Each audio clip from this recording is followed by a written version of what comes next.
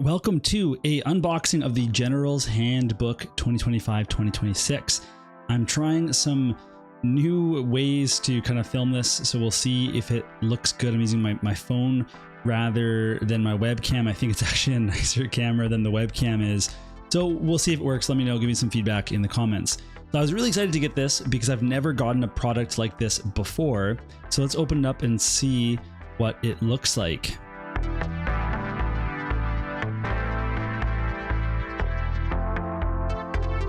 So when you open your handbook, you are going to get your nice neoprene objective markers. Now, I've got to say, I've worked with that product before in the past. Honestly, the first time I ever used something that was neoprene was a wrestling knee pad. But we've had mouse pads, like your Magic the Gathering playmat, things like that. And I've ordered some actual neoprene pads before from, I think it was Etsy or something. And they were really, really nice.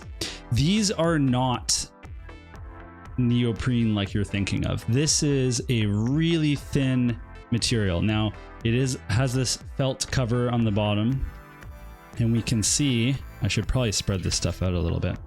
We can see it doesn't slide around that easily. So they are going to work. They're really flush to the ground, which is great. But these feel a lot cheaper than I was expecting. And I don't think it's actually a bad thing. I think it's better that they're flush compared to the, mouse pad or playmat type thing that might have used in the past. And the detail on them is actually really, really good.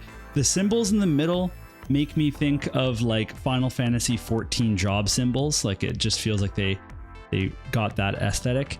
But overall, these are really cool, and it's a big deal for a new player especially to get some of these with a purchase that they already might be interested in making. So we can also look at some of the cards that come in here, and there is a sleeve for them. This would be our manifestation cards. And again, these are pretty straightforward. You've seen things like this before, but you have every single manifestation as well as the actual lores with the spell details. If you look at a specific manifestation, you can actually see on it, there's going to be a little summoning reference in the bottom corner. That is absolutely huge to be included here. These actually have two-sided cards for ease. So what you're getting with here is like Forbidden Power, there's the lore, and then you have your two cards that are going to be double-sided to complete the entire lore. So if we go through this, we're going to have the Morbid Conjuration, the Aether Wrought Machinery, the Primal Energy, Twilight Sorceries, and then the Cron Spine is a single card with all of that information. We also have a rules reference that's on the back of the actual handbook. The handbook is a nice little handheld size reference book that's going to have I just put my code there. I better use that right away. That's going to have all of this information about how we play this season. It's a really good size, I think. The rules, obviously good to have them at a handheld size, no longer needing to bring my massive core book with me whenever I go to play. I don't actually refer to it very much at all anyway, but I do like that it has these little shortcuts for certain things that you can just very, very quickly reference in the back for all your commands, your abilities, etc. And then that rules reference on the back. I really like this. This is so much better than lugging a core book around, and I'm really excited to bring this to every game because it's not that hard to just do that on its own. The last thing in this box, because this box is now empty, is another rules reference, but this time this is the really exciting one because these are going to be the references for our battle plans. And so this first card is just a rules reference card. It has terrain abilities on here. It has some objective marker details. And then we also have start of battle round, and universal weapons. And then we have these cards with beautiful Free Guild Marshal on there. That's right, I am a city's homer.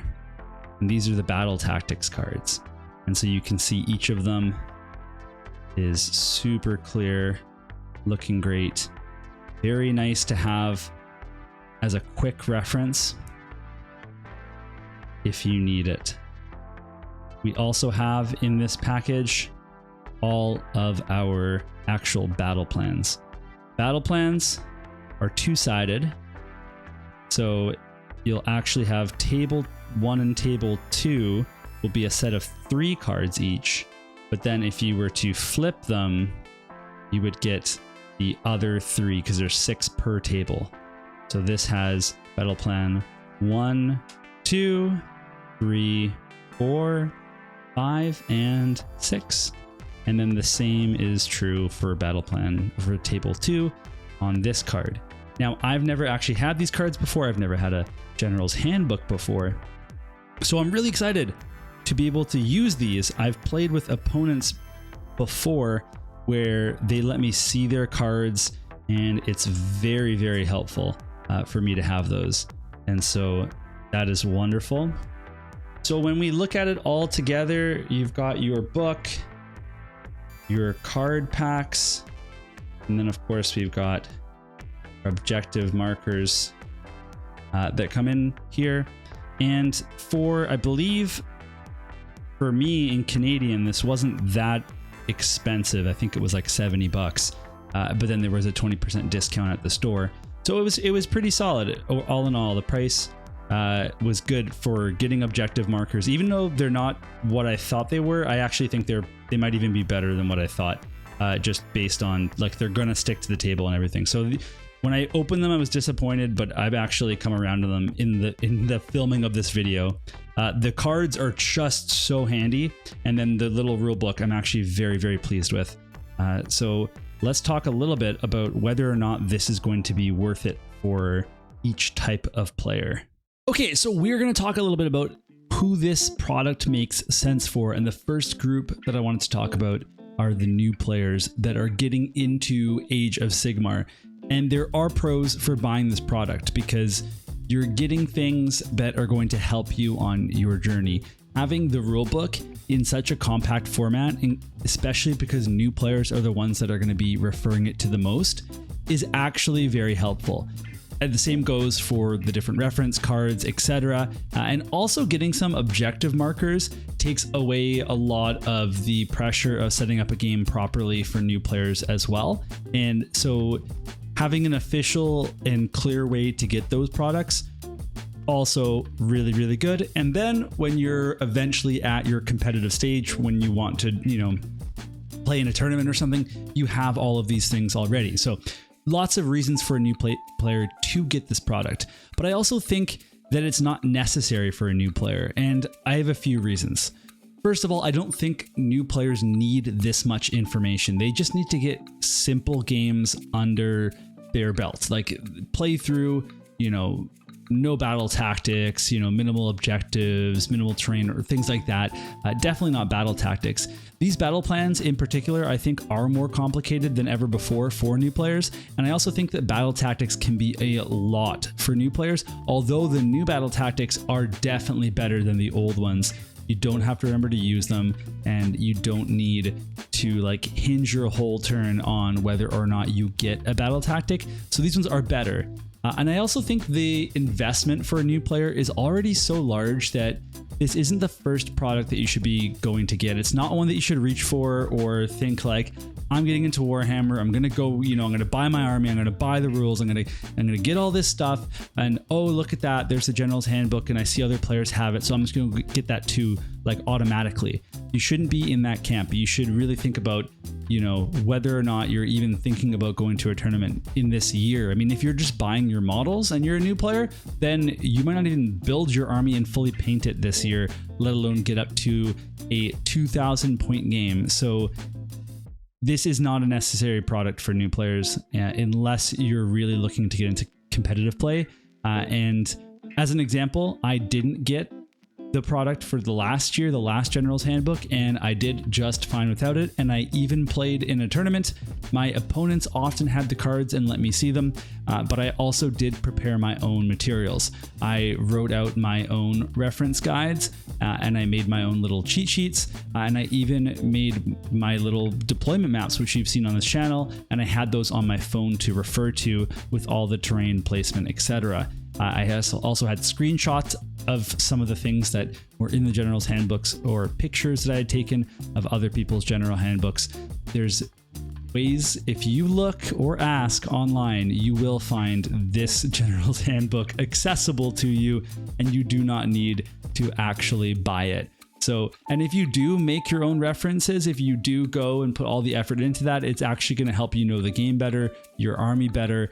Not just like finding someone else's cheat sheet, but making your own is actually a huge part about how you can learn to play better and sequence your turns better, and understand your army's rules more closely. Next, we're going to talk about tournament players. Should you buy this product? And I think it's pretty obvious that if you are a tournament player, that this is going to be an important product for you, because the reference cards are just that helpful. They're so compact. You bring the ones that you need to bring. I mean, you can bring them all and bring out the ones for any game that you actually need.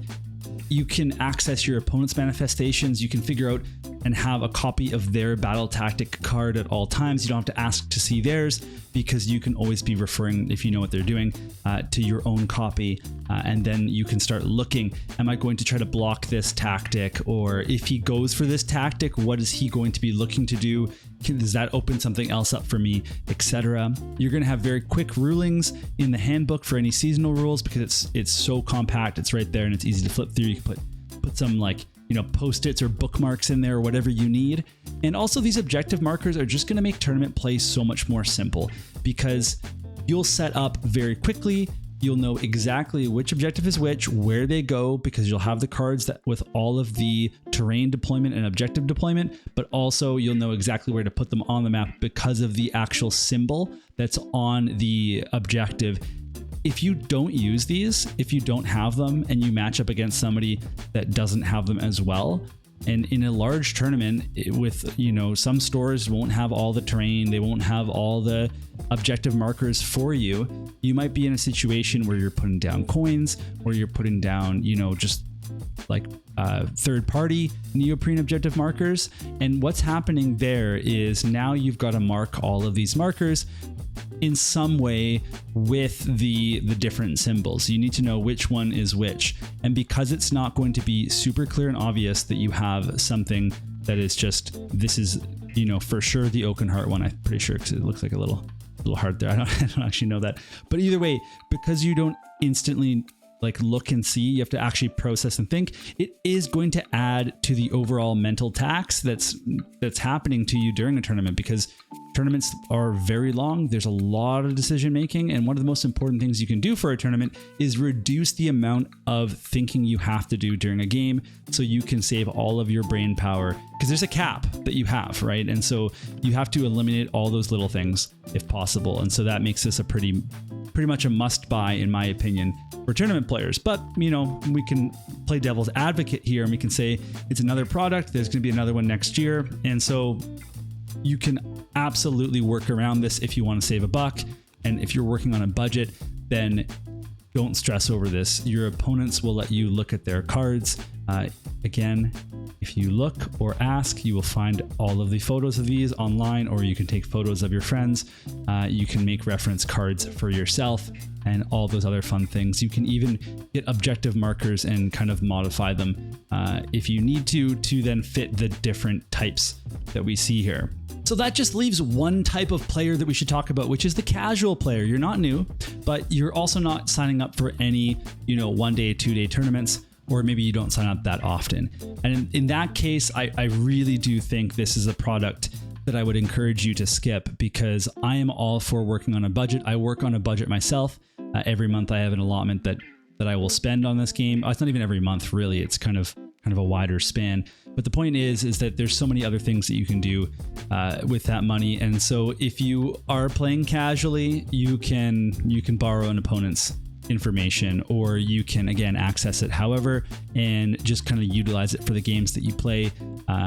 But I mean, you probably don't need me to tell you that. So, but in case you're looking, you know, you have some FOMO, this product just came out, you're really excited, you're like, oh, I should probably get it. Oh, but I shouldn't get it in my budget. I'm giving you permission to skip it if that helps. I hope it does. But that's going to be it for this video. I hope you enjoyed it. Let me know if you have any feedback about the unboxing.